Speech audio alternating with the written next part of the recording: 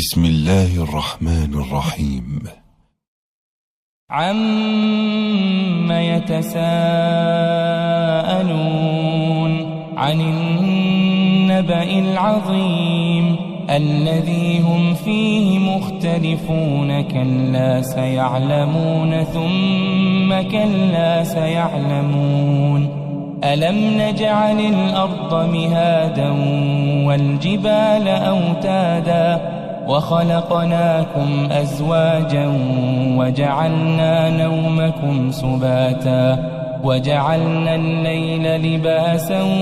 وجعلنا النهار معاشا وبنينا فوقكم سبعا شدادا وجعلنا سراجا وهاجا وأنزلنا من المعصرات ماء ثجاجا لنخرج به حبا ونباتا وجنات ألفافا إن يوم الفصل كان ميقاتا يوم ينفخ في الصور فتأتون أفواجا وفتحت السماء فكانت أبوابا وسيرت الجبال فكانت سرابا إن جهنم كانت مرصادا للطاغين مآبا لابثين فيها أحقابا لا يذوقون فيها بردا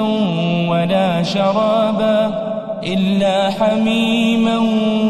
وغساقا جزاء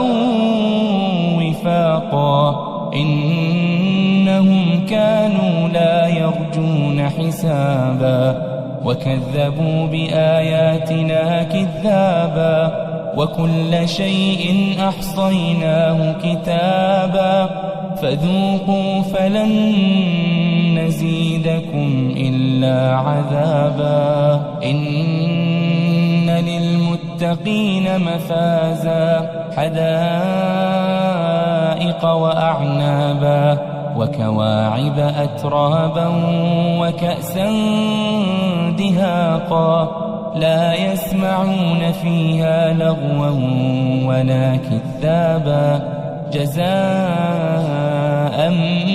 من ربك عطاء حسابا رب السماوات والأرض وما بينهما الرحمن لا يملكون منه خطابا يوم يقوم الروح والملائكة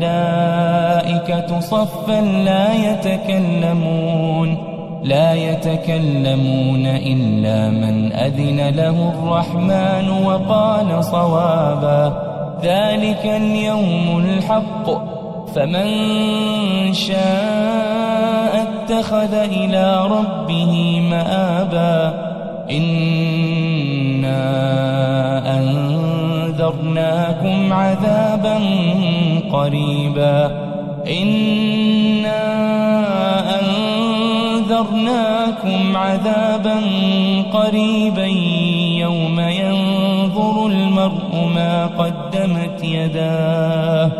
يوم ينظر المرء ما قدمت يداه